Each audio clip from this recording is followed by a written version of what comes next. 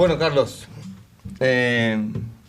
si te llamo por teléfono, te contrato para que veas mi auto de carrera. ¿Qué es lo primero a dónde le pones el ojo primero y qué dejas para el último?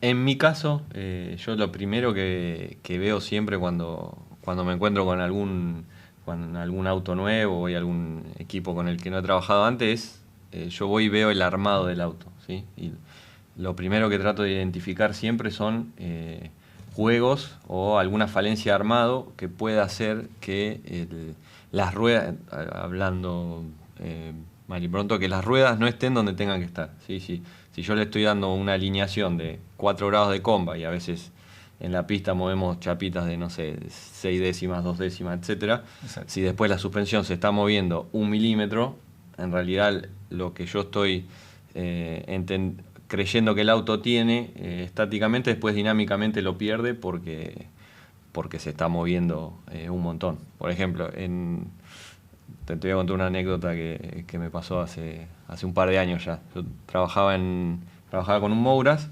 estaba en el autódromo en La Plata y viene un conocido que tengo hace muchos años y me dice: fulano de tal está con un pista Mouras, están un poco perdidos y le puedes ir a mirar el auto 2 minutos. Andate 2 minutos cuando termine la actividad. Entonces voy y lo primero que hago, le pido un fierro, una palanca, y digo, bueno, a ver, palanquea el eje trasero.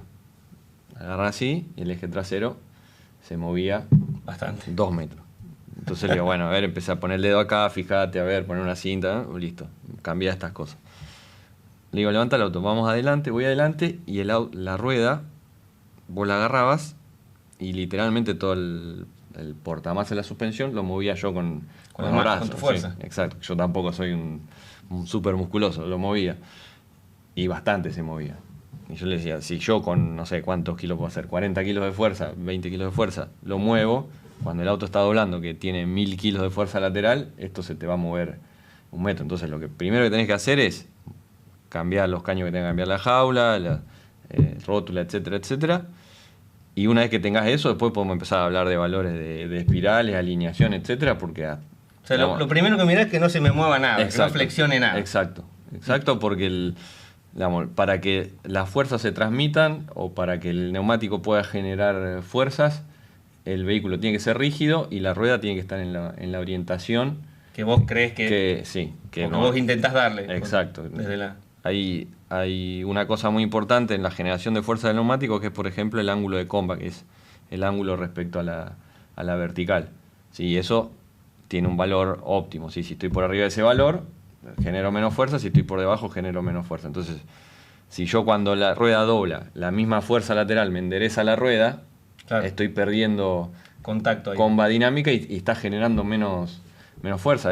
Y eso capaz que hace que yo estáticamente tenga que salir con un montón de comba, que después me va a generar algunos otros problemas. Entonces el auto siempre tiene que ser lo suficientemente rígido para que se comporte como un mecanismo, ¿sí? La suspensión, salvo el grado de libertad elástico que tiene, que yo controlo con los resortes, el resto de los miembros de la suspensión tienen que ser prácticamente indeformables y se tienen que comportar como un mecanismo. ¿Y qué dejas para el último? Para lo último, detalles de carrocería, ¿sí? Quizá también depende un poco el tipo de categoría. Si es una categoría donde la aerodinámica es importante, lo pongo al mismo nivel que claro, de la rigidez del auto. Si es una categoría más tipo turismo, donde la aerodinámica no es tan importante, ahí sí quizás lo dejo un poco para atrás. Y en última instancia, como te contaba en el ejemplo anterior, hablamos de valores de puesta a punto. Es decir, bueno, ahora vamos a hacer una barra de tanta rigidez, vamos a poner estos espirales en el auto, vamos a alinear el auto así. Claro. Bueno, ¿te animás a contarme así el mecanismo por el cual, o cuáles son los mecanismos por el cual dobla un vehículo? Sí. Para que un auto doble, lo que está sucediendo es que el auto viene en línea recta, ¿sí? Si este es el vehículo, sí, y de repente necesito que tenga una velocidad rotacional, ¿sí? Que gire. Para que se produzca esa velocidad rotacional, yo lo que necesito es una aceleración angular, con lo cual necesito aplicarle fuerzas y momentos al vehículo, ¿sí? Correcto. Esos momentos van a hacer que el vehículo pase de un estado, de un movimiento rectilíneo a un movimiento circular, ¿sí? O viceversa, si yo quiero que el auto salga de la curva, ¿sí? Porque en algún momento, si yo estuviera de haciendo, doblar y claro, necesito salir. O sea, muchas veces comentan de el auto va de cola a la salida de la curva. Va de cola a la salida de la curva es que el auto sigue girando cuando yo en realidad quiero que no gire más. Exactamente. O que deje de girar. Entonces, si yo tengo un vehículo, ¿sí? Vamos a dibujar una vista en planta, supongamos que el vehículo va hacia allá, ¿sí? Vamos a dibujar acá las 4 ruedas. ¿Sí? Y acá voy a tener el centro de gravedad. ¿Sí? Entonces, cuando yo estoy doblando, supongamos cuando inicio la maniobra de curva, ¿sí? Voy a tener una fuerza en el tren delantero, ¿sí? Que multiplicado por esta distancia, que normalmente se denomina A, que es la distancia del tren delantero al centro de gravedad, esto me va a dar un momento, ¿sí? Bien. También puedo hacer lo mismo en el tren trasero, ¿sí? Entonces, cuando yo estoy en el tránsito de curva, estos dos momentos están equilibrados. Entonces, el auto va rotando. El auto rota a una velocidad angular, velocidad angular constante, ¿sí? Porque no hay momento total. Entonces, en ese caso, yo tengo, si esto es la fuerza delantera y esto es la fuerza trasera, tengo que fuerza trasera por B va a ser igual a la fuerza delantera por A. Eso es en lo que se denomina el apex de la curva. El ¿sí? punto donde tocamos el interno de la curva. Sí, exacto. Si yo estoy en un curvón sostenido, eso es, tiene un apex más grande. Así que es donde hay si yo la velocidad rotacional del vehículo la denomino R, esto es cuando R es máximo, sería. ¿Cómo? R es sí, máximo y constante. Ok. Cuando yo estoy, si yo lo dibujo acá, vamos a seguir agregando cosas acá. Si yo tengo tiempo y tengo R, ¿sí? La velocidad rotacional del vehículo cuando estoy en línea recta es 0, después empieza a aumentar, se mantiene y después baja, ¿sí? Y vuelvo al rectilíneo. Al rectilíneo. Bien.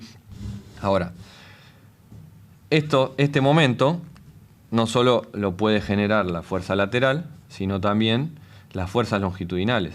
Claro, o sea, yo ¿sí? puedo empujar ese movimiento. Yo puedo, porque acá tengo la mitad de la trocha y acá tengo una fuerza, por ejemplo, de tracción. Exacto. Fuerza delantera de tracción. ¿Sí? Por ejemplo, el caso más común de esto es una topadora. ¿Sí? Una topadora no tiene volante. Y sin embargo, yo puedo girar la topadora. Claro, si de un lado hago girar más rápido que el otro, se produce eso. Sí, más rápido, pero en realidad más... o sea, el más rápido yo lo tengo que mantener acá, en el punto de R máximo. La diferencia de velocidades. De velocidades tangenciales de la cinta de la oruga. Pero si yo voy derecho y necesito que gire, yo necesito pasar de velocidad angular 0 a una velocidad determinada, necesito generarle un momento. Entonces, en ese momento, la oruga necesito transferir torque del motor de esta rueda a esta rueda. Si cuando yo voy en línea recta, estas dos fuerzas son iguales. Entonces la topadora va derecha. ¿Sí? A medida que yo le empiezo a dar más fuerza a esta, ¿sí? Supongamos que ahora... más torque, no más velocidad. Más torque. La velocidad es una consecuencia de que geométrica. ¿Sí? Okay. ¿Por qué? Bueno, ahora vamos a pasar vamos a cambiar de hoja para que se entienda un poco más. Si yo tengo esto en fuerzas, voy a tener un torque resultante que me va a hacer girar el auto, ¿sí? Sí. O la topadora en el ejemplo. Bien, entonces yo con cualquiera de estos momentos, ¿sí? Puedo hacer girar el vehículo, ¿sí? O por ejemplo, si yo estoy frenando, la fuerza es para acá, ¿sí? Y supongamos que yo estoy frenando y de repente piso la interna, yo freno derecho y de repente la rueda interna pisa un charco de aceite. No genera fuerza, entonces el auto naturalmente va a hacer esto, va a querer ir hacia afuera de la... O sea, porque hay más torque de freno en una que en otra. Sí, exacto. Ok, perfecto. Esto en una tracción, o sea, esto es como hacemos girar una tracción delantera, el tracción trasero sería igual, nada más que... Exacto. Digamos, en una tracción trasera tengo las fuerzas aplicadas acá. Y en este caso, las dos fuerzas externas aportan al giro del vehículo. Ok. ¿Sí? En el caso de las fuerzas laterales, las fuerzas en el tren delantero aportan a que el vehículo gire. Son las que se denominan, son fuerzas desestabilizadoras, generan un momento desestabilizador. ¿Por qué? Porque me tratan de sacar de mi... De tu situación de equilibrio. Exacto. Yo estoy en un estado de equilibrio, de ir recto y de repente el tren delantero a mí me quiere girar. Y las del tren trasero son fuerzas estabilizadoras. ¿Sí? Correcto. Si yo pincho una rueda trasera, hago un trompo. ¿Ok? Me saca del equilibrio. En el caso de las fuerzas longitudinales, las fuerzas del lado externo del vehículo son las que tratan de hacer girar el vehículo. Ok, ¿Bien? pero para que esto pase, acá ya empezamos, o sea, en el auto de carrera hablando, o sea, yo tengo que poder poner torque en las externas. Sí, exacto. Pero Entonces, ¿qué hago para que eso pase? bueno, vamos a cambiar de hoja, así lo podemos explicar un poco mejor. Yo lo que necesito es... voy a volver a dibujar el vehículo.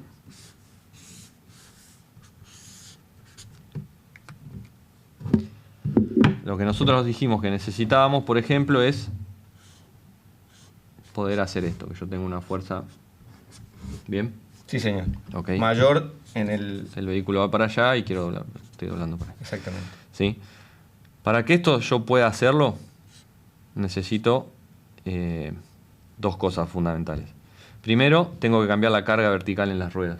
O sea, necesito que esta rueda, si yo dibujo el parche de contacto, la elipse de fricción, ¿sí? Tengo algo así, y en esta rueda tengo algo así.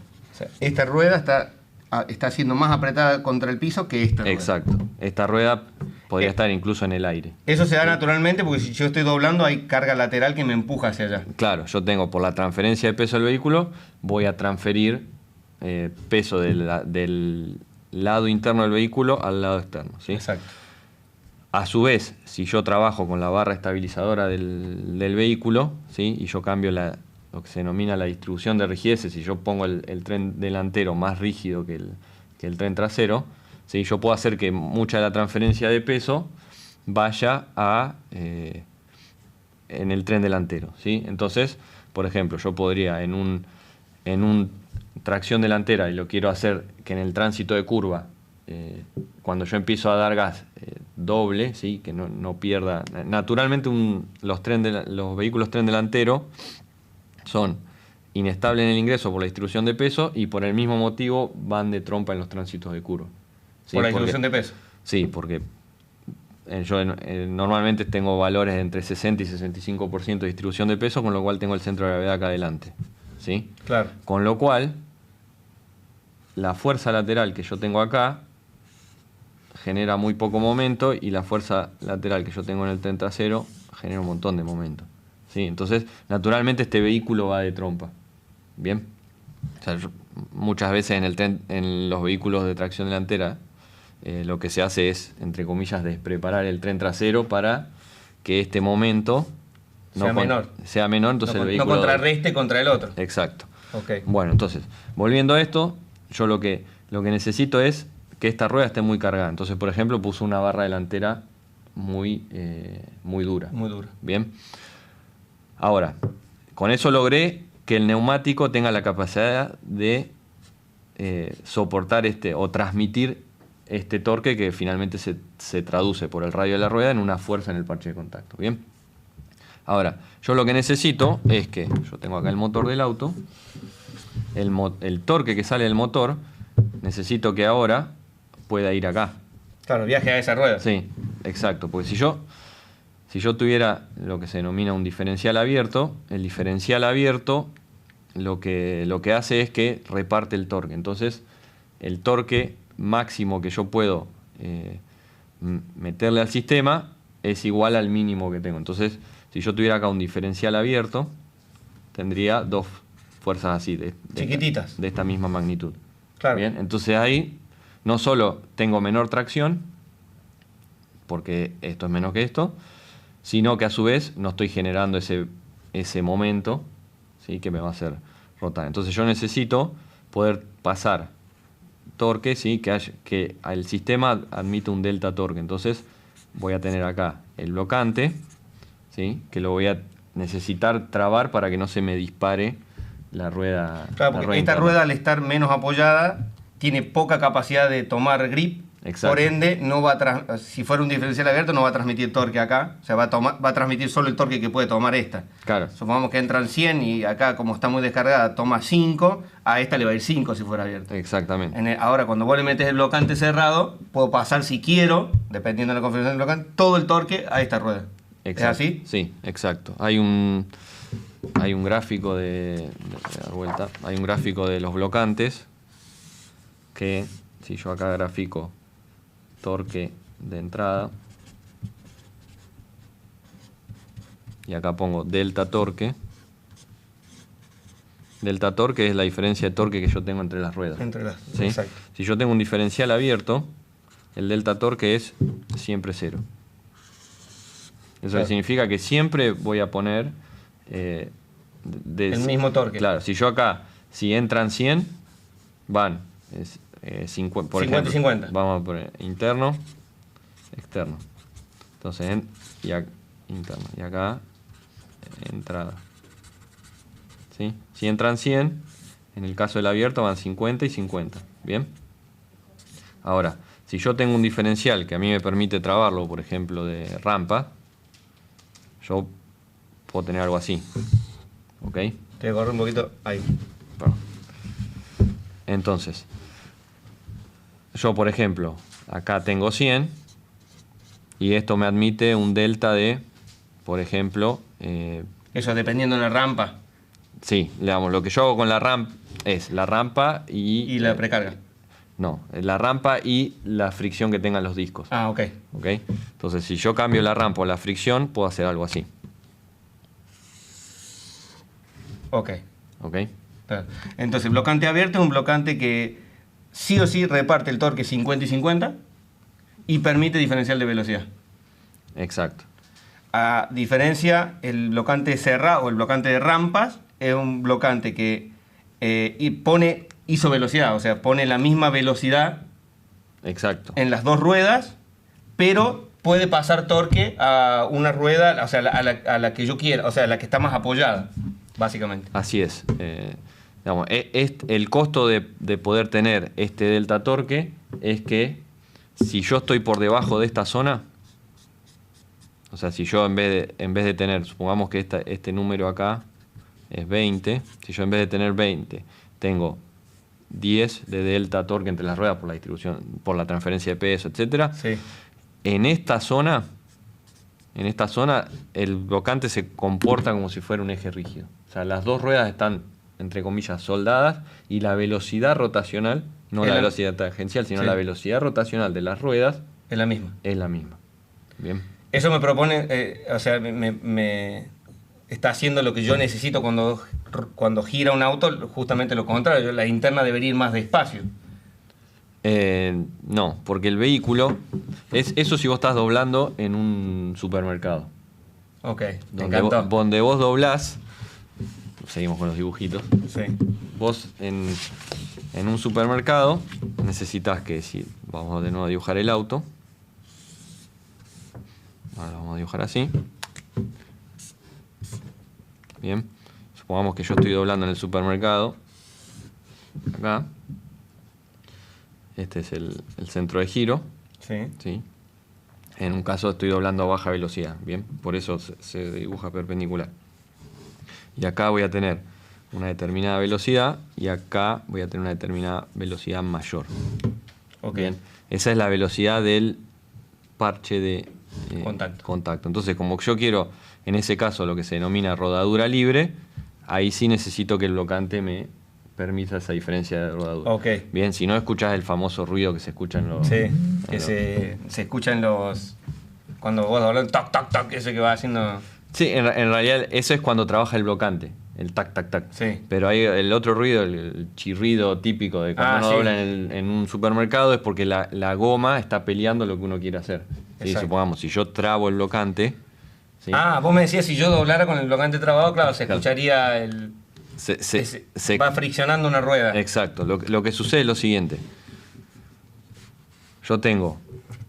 No me imagino un auto de carrera ahora pensando con diferencial abierto. Es difícil, ¿no? Pensarlo. Hay un montón. Sí, pero hay que hacer todo al revés.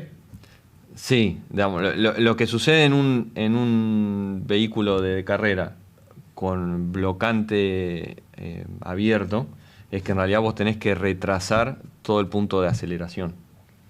¿Por qué? Porque vos no sos tan eficiente en lo que se llama el combinado, digamos, en acelerar doblando. Claro. En acelerar doblando, porque donde vos aceleras un poquito más se te dispara la rueda. Entonces vos como que tenés que esperar a que que vuelva la transferencia. Exacto. Que las ruedas más la interna. Estén equilibradas, que tengan la misma carga vertical y ahí podés aplicar toda la potencia del vehículo. ¿Sí? Entonces se te retrasa un poco el punto de aceleración. Difícil para el piloto que si cambias de uno que tiene blocante a uno que no, porque... Sí, hay mucho de... Es claro, como que tenés que hacer control de tracción con el pie. Exactamente. Hay mucho timing de... Ok, ¿y qué influencia tiene hablando de la transferencia de peso, qué influencia tiene la elástica, o sea, los resortes en esto? O con la sensibilidad del piloto, quizás. Bueno, el auto en general tiene distintos modos, pero hay tres que son principales. Ahora, a la parte elástica, lo que nos importa son dos. Uno es el rolido del auto, sí, y otro es lo que se llama el heave, que es el movimiento, ¿sí? Que si es diferenciado de un tren a otro se llama pitch, que es el cabeceo del auto. ¿Sí? Claro, el pitch sería en longitudinal y el rolido exacto. el lateral. Yo freno, el auto hace así. Exacto. Acelero, se levanta la nariz. Bien, eso es lo que se llama pitch o cabeceo. Bien. Ahora, eso yo lo puedo controlar, por ejemplo, con las rigideces elásticas de los espirales, ¿sí? Con la rigidez de la suspensión. Bien. Y eso, mientras más aerodinámico es el auto, más importante es. ¿Sí? En los autos de mucha carga aerodinámica es fundamental lo que se denomina el control de la plataforma, es decir, cómo tengo el vehículo, por ejemplo, cómo es la diferencia relativa entre altura delantera y altura trasera, ¿sí? Que es lo que me marca el Claro, pitch. me imagino que vos tenés que ser bastante más rígido si tenés un auto que es aerodinámicamente dependiente, porque cuando vos frenás y tenés ese cabeceo, si el auto es muy blando, cierra el paso de aire por abajo, me imagino, algo así. Exacto. Y cambia el balance aerodinámico. En general, los autos muy aerodinámicos son muy sensibles al pitch, y lo que sucede es lo que vos decís, es que, por ejemplo, me acerco al piso, voy ganando carga y de repente hay una altura mínima que la paso y el vehículo se descarga. ¿Sí? Entonces eso no solo genera pérdida de performance, sino genera inestabilidades en el vehículo. Bien, entonces, claro, mientras más aerodinámico es el auto, más lo tengo que trabar yo. Bien, o de suspensión o elásticamente. ¿Sí?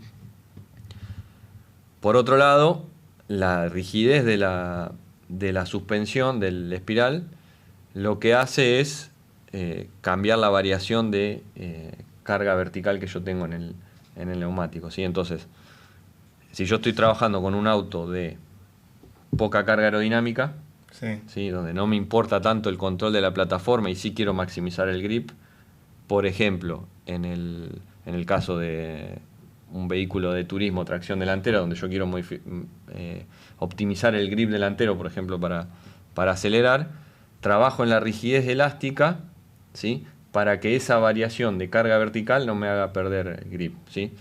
Los neumáticos tienen una propiedad que se llama sensibilidad a la carga, ¿sí? Okay. Entonces, a medida que yo cargo más el neumático, se vuelve menos eficiente en generar fuerzas laterales o longitudinales.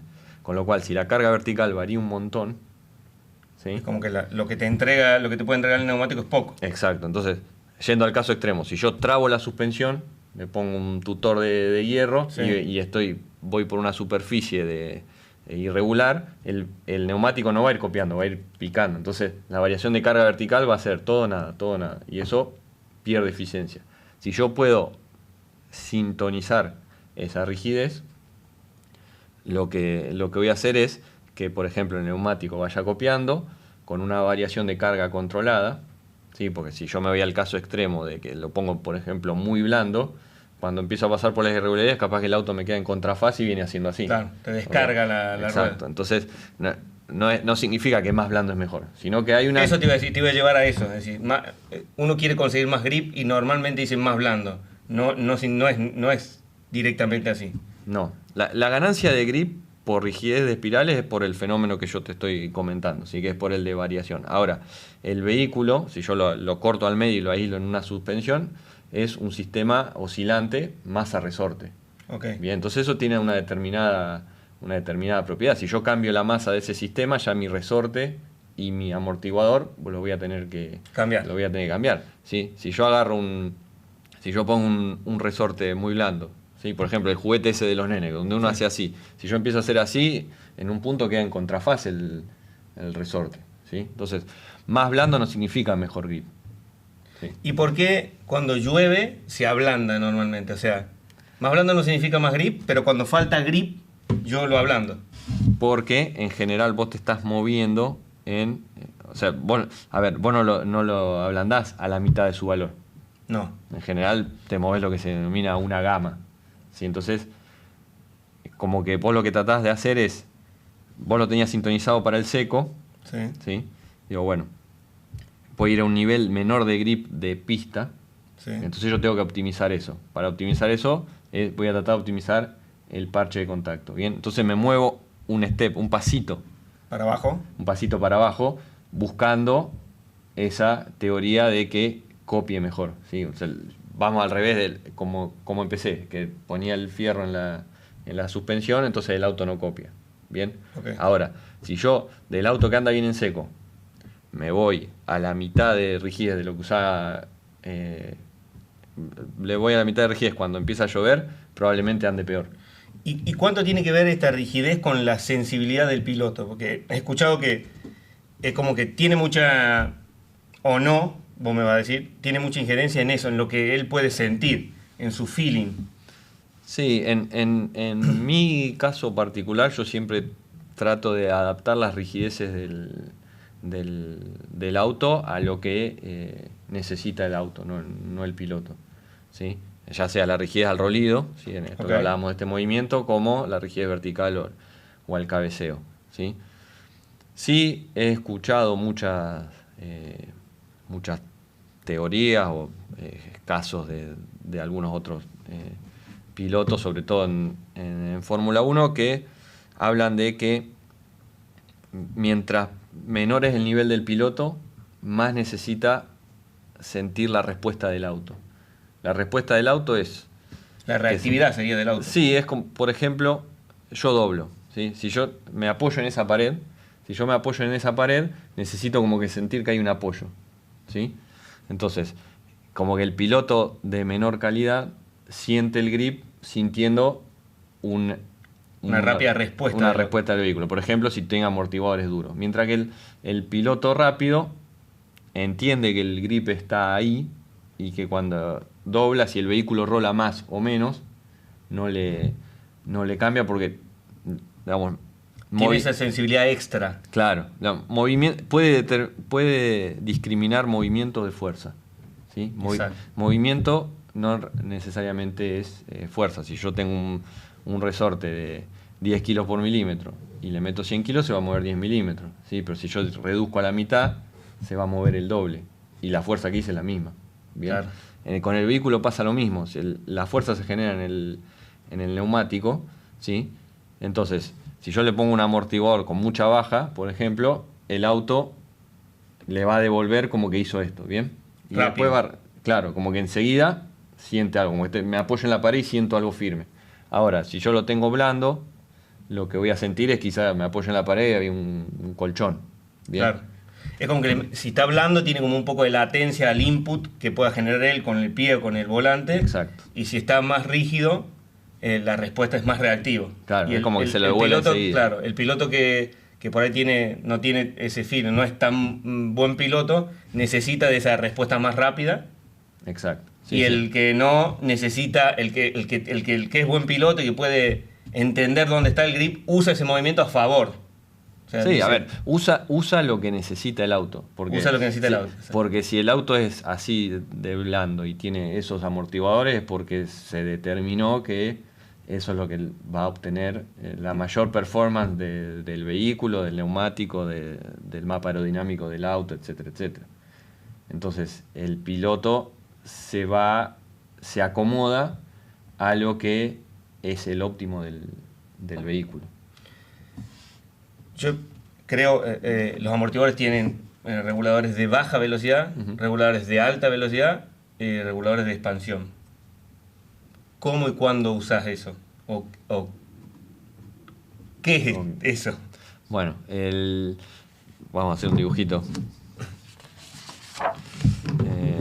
Un amortiguador es un elemento que va a generar una fuerza, ¿sí? Sí.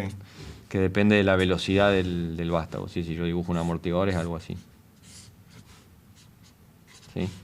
¿Ok? Entonces, no depende de la posición, o sea, si yo estoy acá, no importa, hoy si no... Nosotros te digo una cosa, hoy en el mundo del rally tenemos amortiguadores que son... que dependen de la posición. Dependen de la posición. Bien. Vamos a hacerlo un poquito más... no, pero hagamos que es el que se usa. Sí, de hecho es muy avanzado ya. Hay amortiguadores que dependen, o la mayoría dependen de la velocidad y de la aceleración. Exactamente. Ahora también hay de la aceleración también. Vamos a hacerlo el caso simple para poder explicar. Entonces, si el vástago está yendo para allá, es lo que se denomina compresión. Estoy comprimiendo, ¿bien? Okay. Entonces, tengo un regulador. A medida que yo aumento la velocidad, va a aumentar la fuerza, ¿sí? Sí. Hasta una determinada velocidad. Y después, de acuerdo a la construcción, las características del amortiguador, puede ser que haga algo así. Okay. Bien. Entonces, yo tengo, normalmente tienen algún tachito, bueno, hay un montón de modelos, pero puede tener que tener un tachito acá con algunos reguladores, ¿sí? Esto lo que hace es cambiar, yo puedo cambiar, por ejemplo, la baja, puedo hacer algo así, ¿sí? Ahí cambié la baja sin cambiar la alta, o puedo cambiar la alta, que sería algo así. Sin cambiar la baja. Sin cambiar la baja, o bueno, puedo hacer un montón de combinaciones. Bien. Esto mismo, si yo estoy en expansión, si el vástago va para allá, si se está abriendo, tengo expansión. Bien. Normalmente, esta zona de lo que se denomina la alta, sí. Esto es para el control de los movimientos de la masa no suspendida. Bien, la masa no suspendida es... todo lo que cuelga el resorte. Exacto. Por ejemplo... portamasa, llanta, neumático... la rueda... todo el amortiguador mismo colgando. Sí, una parte de la parrilla de suspensión. Sí, si yo levanto el auto con un cricket, lo que cae de la rueda... esa es la mejor explicación. Esa es la masa no suspendida. Bien. Entonces, yo con esto, con esta regulación de velocidad, puedo controlar esos movimientos. ¿Sí? Por ejemplo, ¿qué hace la masa no suspendida cuando le pego un piano?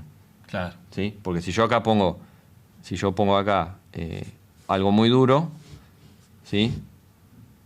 No voy a tener control de la masa suspendida y además voy a tener mucha transmisibilidad. O sea, se me viene al auto y salto. Claro, cuando pego en el piano, salto. Se despega. Exacto. Ahora, si yo tengo la alta muy baja, lo que va a suceder es que le pego y se me mete la rueda en el auto. Y si la rueda se metió en el auto, significa que se despegó del piso, significa que ya no puedo generar fuerza lateral o longitudinal o la que esté haciendo en ese momento. La que necesite. Sí, hay un video muy bueno que pueden encontrar en YouTube hay un Fórmula 1 doblando una curva y saltando un piano, ¿no? Y cada vez que cae hace así el auto. Salta, queda en el aire un instante, cuando cae, que el neumático genera fuerza, gira, vuelve a saltar, todo en las cámaras esas de slow motion. Exacto, súper alta velocidad. Y se ve clarito como que cuando el neumático está en contacto con el piso, el vehículo gira. ¿Por qué? Porque ese neumático está generando carga lateral. Cuando está en el aire, el auto instantáneamente queda prácticamente la misma incidencia. Obviamente se mueve un poquito por la inercia misma que tiene. Claro. Pero el mayor cambio lo tiene cuando va picando. Entonces, nosotros lo que necesitamos es siempre tratar de controlar la masa no suspendida, por eso usamos la alta velocidad. La baja velocidad,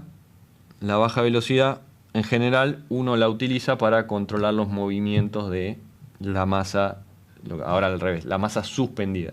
El auto. La carrocería. Sí. Por ejemplo, yo quiero que el vehículo agache menos frenando, ¿sí? Puedo trabajar sobre puedo trabarlo mecánicamente de brazo de suspensión o tranquilamente puedo incrementar la rigidez de la baja. Sí, puedo hacer algo así. Ok, Bien. ¿eso hace que la velocidad sea menor o que el punto final sea? Porque el punto final me da la impresión de que es el mismo, pero la velocidad... El punto final depende de la rigidez elástica. Claro. ¿Sí? Porque básicamente la transferencia de peso va a ser la altura del centro de gravedad multiplicado por la g longitudinal dividido la distancia entre ejes. ¿Sí? Porque Ok. estamos frenando. ¿Bien? Sí. Ahora, para esa transferencia, ¿cuánto me voy a hundir? Depende de la rigidez elástica. Porque eso sí depende de la posición, la rigidez. ¿Bien? Ahora, lo que yo hago es, como si yo grafico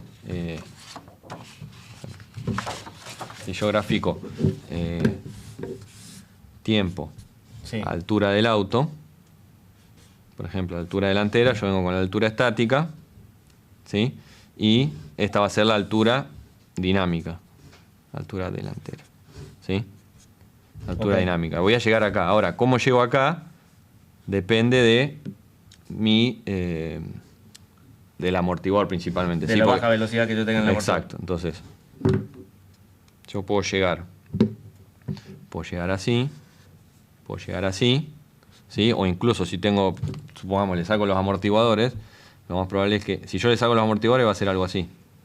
Y va a oscilar Claro. si no tengo amortiguadores. Pero si tengo un amortiguador muy blando, puedo tener lo que se denomina un sobrepico, un overshoot. Entonces va a ser algo así y hago. ¿Ok? O sea, Entonces, se comprime o sea, comprime de más y después pierde un cachito de contacto contra el piso, contra el suelo. en este caso estamos hablando de altura de auto. Ah, O sea, esto es altura del vehículo. se va a bajar por demás. Exacto. Entonces, por ejemplo, si yo tengo un vehículo que es aerodinámico, Claro, ahí me va a complicar. esto me complica, porque me puede llevar a una zona de inestabilidad. Exactamente. O incluso en este caso extremo, digamos, el auto una vez que frené empieza a hacer así y va Claro. así, va Imposible. ciclando. Entonces, yo lo que hago con la baja es puedo controlar eso, ¿sí? Y esto mismo también lo puedo aplicar en vista lateral, ¿sí? Yo puedo... ¿Y cuánto tiene que ver esto con lo que el piloto, o sea, acá tiene que ver con lo que hablábamos antes, esto de lo que siente el piloto? O sea, por ahí un Sí. piloto de más pericia puede bancarse un auto con una baja más blanda Exacto. y al revés. Exacto, en general el piloto más o de menor Pericia, como pongámosle. pericia va a estar para este lado. O sea, que el vehículo le devuelva como que Rápido. te va frenando, ¿sí? Muchas veces te dicen, no, pero yo no siento que pare el auto. Y después uno ve en la adquisición de datos la curva de cambio de velocidad y es una curva buena que tiene otro piloto que está frenando bien. Y el piloto muchas veces te dice, yo no siento que pare el auto.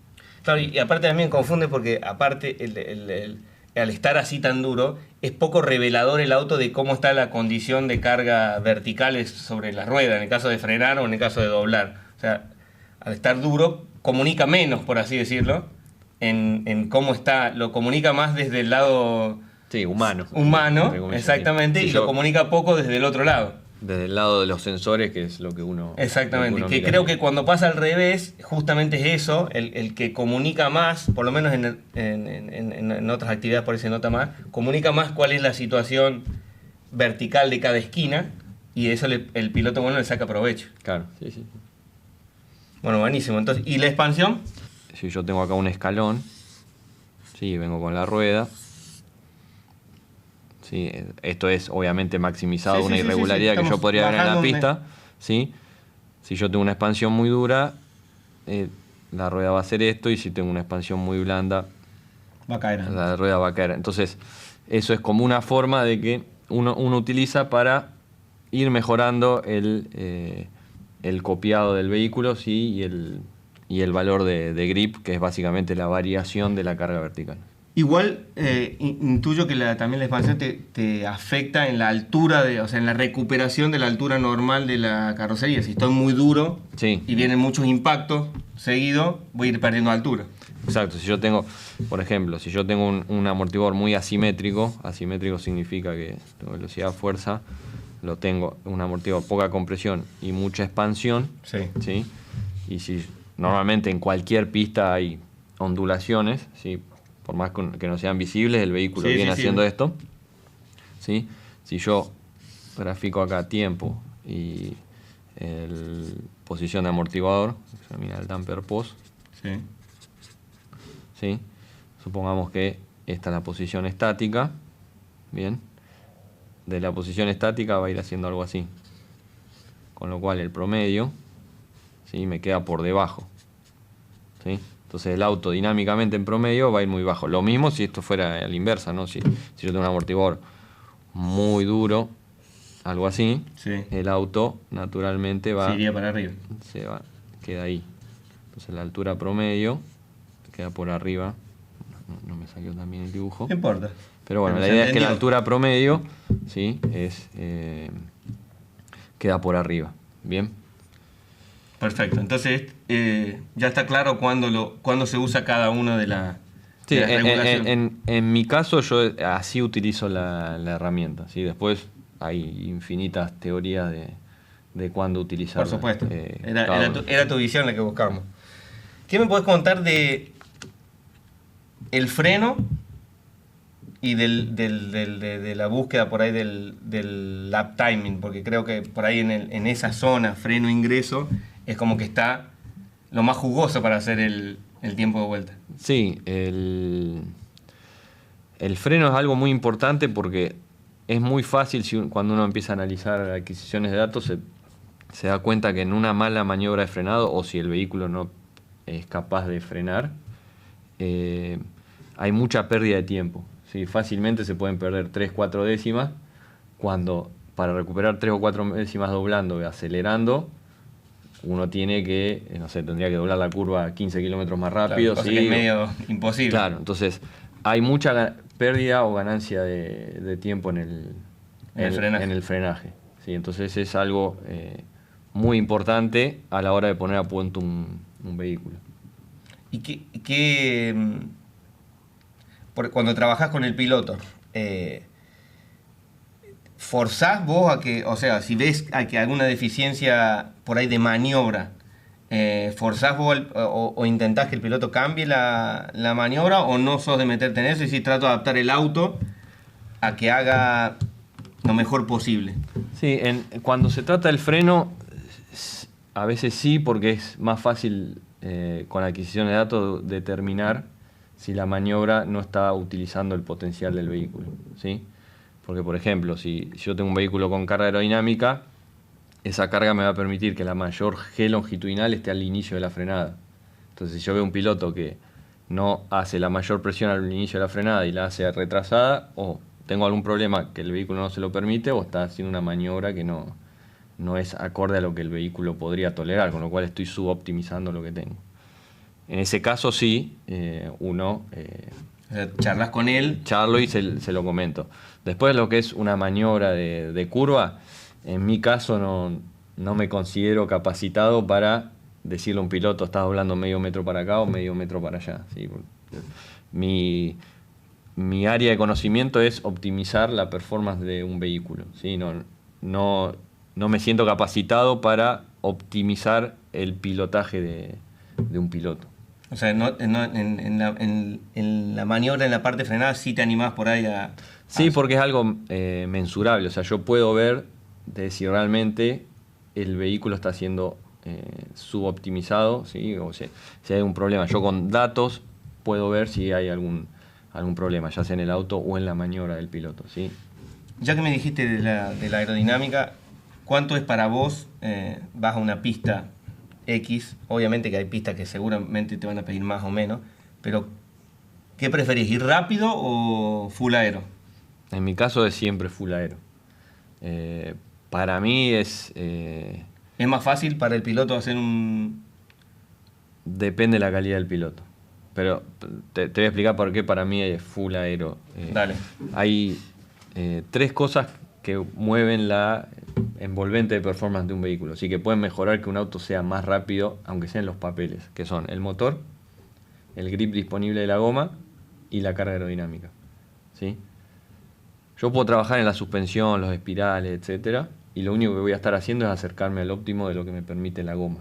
O sea, si yo tengo más los espirales, más la barra o lo que sea, o la alineación, voy a estar usando más la goma. Pero la goma tiene un determinado grip. Bien, entonces yo lo único que hago es usarlo mejor. Bien. Mejor. Con esa sintonización. Exacto. Pero no voy a incrementar la envolvente de performance. Clarísimo. Me voy a acercar al óptimo. Con el aero, si yo consigo más carga, puedo incrementar esa envolvente de performance. Bien. Ahora viene la parte que vos me preguntabas recién. Necesito que el piloto pueda hacer uso de ese extra que yo le estoy dando. ¿Sí? Porque si yo, por ejemplo, si yo tengo un vehículo descargado contra un vehículo cargado, el vehículo descargado va a ir más rápido en la recta. ¿Sí? Si yo tomo un piloto, le pongo el vehículo descargado, hace un determinado tiempo de vuelta, después le cargo el vehículo y el piloto frena en el mismo lugar y tiene la misma velocidad de curva que el vehículo descargado, aunque en los papeles sea más rápido, en la práctica va a ser más lento. ¿Por qué? Frenó en el mismo lugar, dobló en el mismo lugar, pero en la recta perdió tiempo. Ok. Entonces, en la práctica, como el piloto no supo acercarse al óptimo, el tiempo fue peor de un auto que en los papeles iba a ser mejor. Entonces hay siempre una combinación, un trabajo de que el piloto, ahí está la importancia de... La destreza del piloto. Exacto, ahí está la importancia de tener un piloto bueno, ¿sí? Para que un vehículo sea rápido en la pista tiene que cumplir con 3 patas fundamentales, que tiene que tener un motor bueno, tiene que tener un chasis, una puesta a punto buena y un piloto con destreza. Si alguna de esas 3 patas está floja, el vehículo no va a ser rápido. Es importante la destreza del piloto, sobre todo. ¿Y cuánto crees que es importante el conocimiento que tiene el piloto de la dinámica? Se me ocurrió un ejemplo que lo charlamos hace un rato fuera de cámara, que es cuando vos vas a 230 kilómetros por hora y estás a 2 décimas de un auto, estás a 40 metros del auto. Pero cuando vas a frenar para la horquilla, estás a 90, seguís estando a 2 décimas, pero a 4 metros del auto. Y te da la sensación de que te... Sí, ¿Cuánto crees que es importante que el piloto entienda estas cosas o no? ¿O te parece que no es? No, es muy importante porque, sobre todo en las categorías nacionales donde no tenemos mucha información de adquisición de datos y la mayoría de la información viene por... Feedback del propio. Sí, exacto, las sensaciones del piloto. Mientras más información tenga el piloto de lo que está sucediendo con la dinámica del vehículo, él puede separar el ruido y darnos información más precisa, ¿sí? El ejemplo que vos decís es el típico. La mayoría de los pilotos te dicen, no, yo le acorto frenando y se me va acelerando. Cuando en realidad lo que está sucediendo es que la diferencia de tiempo es la misma, pero a alta velocidad, para un mismo delta T, el delta distancia es mayor y a medida que yo freno se va acercando el auto, hace esto. Claro. ¿Sí? Y el comentario más común es, frenando los mato, acelerando se me van. Bien. Entonces, que el piloto tenga cierto conocimiento, un poco de física y un poco de la dinámica del vehículo, ayuda a la hora de darnos información que es la que nosotros usamos para tomar decisiones y hacer... Es como que te da información más limpia. Sí, exacto. Por eso él saca un poco del ruido de lo que está ruido, sucediendo y del dice, bueno, lo que está pasando acá es esto. O pasa esto y no me afecta, porque muchas veces vienen con un librito de información que en realidad de todas esas cosas que te dicen, es cierto que está sucediendo, pero en realidad no es que no te está haciendo más lento el auto o no te está perjudicando. Entonces, uno se tiene que enfocar en decir, bueno, a mí lo que me está haciendo lento es esto. Bien. Perfecto. Si hipotéticamente pudiéramos viajar en el tiempo, o sea, tuviera una máquina del tiempo y te dejo hacer un viaje, me gustaría saber si irías para atrás o para adelante en el tiempo y qué, por qué, o a qué parte del automovilismo, para cambiar algo, para... Es una buena pregunta esa. Yo, la verdad, sinceramente, creo que no haría nada. ¿Por qué? Soy consciente de que cometí un montón de errores en la parte técnica, pero de todos esos errores siempre fui aprendiendo, ¿sí? Yo tengo una práctica que hago todo el tiempo de volver para atrás en mi cabeza y decir, bueno, a ver, tal carrera, ¿por qué no me fue bien? Tal campeonato, ¿por qué no me fue bien? Como que de repasar, no es que lo que sucede lo dejo...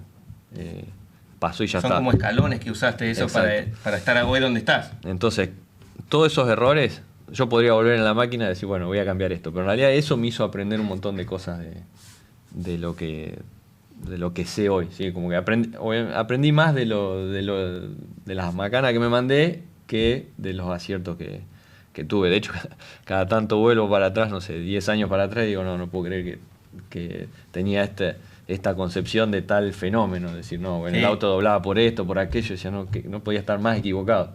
¿Bien? Claro, Y- creo que cambiar de opinión es como algo bueno que tiene que puede tener una persona que se dedica a esto. O sea, no siempre uno puede pensar igual. Sí, no hay en esta profesión, dependemos de tantos factores al mismo tiempo que no hay verdad estallada en pie. Entonces uno tiene que ir aprendiendo y modificando su estructura de pensamiento para ir acomodándose a lo que va viendo y además mejorando, ¿sí?